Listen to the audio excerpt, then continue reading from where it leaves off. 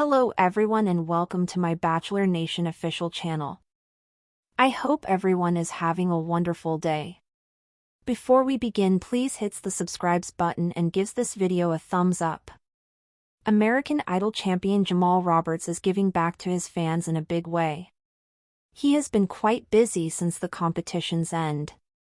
However, he continues to attempt to give back to his supporters in any way he can. Jamal would not have won American Idol if his followers hadn't voted for him. So he's appreciative and wants to express it. Continue watching to learn more about this predicament. However, America liked him the most and voted for him to win. The winner was announced, and Jamal Roberts won American Idol. However, only a few days after his major success, he returned to his primary school to work. Jamal teaches physical education at an elementary school. He returned and was assigned to bus duty. He was not doing the work for the money, but rather to spend time with the children who brightened his day. It appears that Jamal Roberts is performing at a free festival in Alabama so that his followers can see him without having to pay. This is what he wanted to do to give back. Some people cannot afford to go to a performance and pay to see him sing. So he wanted to provide them a way to see him without breaking the bank. Fans adore Jamal and cannot wait to see what else he has in store for his career. What are your thoughts on his free concert? Do you think it was nice of him to do that? Comment below. We'd love to hear your comments on the situation. When Jamal Roberts stood beneath the glowing lights of the American Idol stage, his heart pounded louder than the cheers echoing throughout the theater. The judges smiled proudly. The confetti cannon exploded. The words "Jamal Roberts, your American Idol winner," boomed from the speakers as tears welled in his eyes. This was the moment of a lifetime, the culmination of months of hard work, vocal training, emotional performances, and vulnerable moments shared on live television with millions of viewers across the country. But even amid the glamour and glory of the moment, one thing was clear: Jamal remained grounded. Knew in his bones that this victory wasn't his alone. Every note he sang, every song he dedicated, and every moment he spent on that stage had resonated with people from every walk of life: single mothers, young dreamers, factory workers, small-town teachers, and the elderly tuning in from their living rooms. He had moved them with his authenticity and sincerity. He wasn't a manufactured pop star or someone chasing fame. He was a real person with a real story, a physical education teacher from Meridian, Mississippi, who believed in the power of music and the strength of community.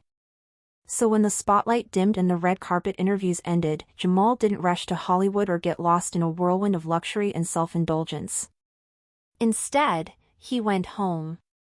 Within days of being crowned American Idol Season 23's champion, Jamal was back at his elementary school.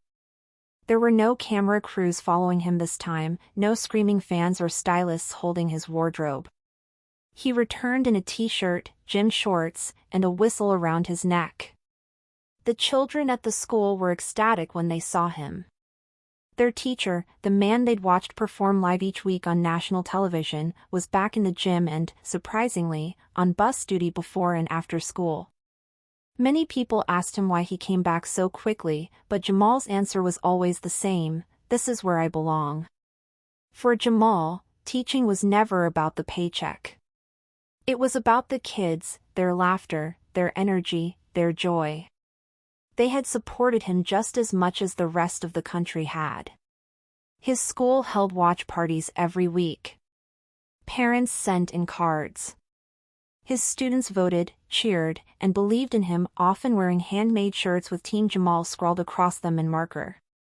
When Jamal saw their faces light up upon his return, he knew he'd made the right decision. Despite being busier than ever with music contracts, interviews, songwriting sessions, and national press appearances, he began working behind the scenes to organize a free music festival in his home state of Alabama. The idea came to him one evening while scrolling through social media. A fan had commented, "I wish I could see you live, but I can't afford a ticket." That comment stuck with him for days. While many celebrities might have shrugged it off, Jamal saw it as a challenge, a call to action. He approached his team with an idea: let's put on a free concert. No VIP passes. No price tiers. Just music. Just love. At first, his managers were hesitant. Free concerts didn't generate income. They didn't help with chart placement or award campaigns. But Jamal pushed back. I didn't get here on my own. I got here because people believed in me. If I can do one thing to say thank you, then that's what I'm going to do. Eventually, plans solidified, and the event was scheduled for midsummer in Birmingham, Alabama, a central location with a diverse population and plenty of open space. Jamal insisted on paying part of the costs himself, using his American Idol prize money to help cover the stage, sound equipment, permits, and even shuttle buses from surrounding communities. News of the free concert spread quickly. Local papers picked it up, calling Jamal the people's idol. Fans flooded social media with gratitude and excitement. Many shared their stories of how Jamal's performances had gotten them through hard times, grief, job loss, illness. For them, seeing him live wasn't just about music, it was healing. On the day of the concert, thousands gathered on the green field of Birmingham City Park. The sky was cloudless, the air buzzing with anticipation. Families set up picnic blankets. Children wore Jamal Nation t-shirts.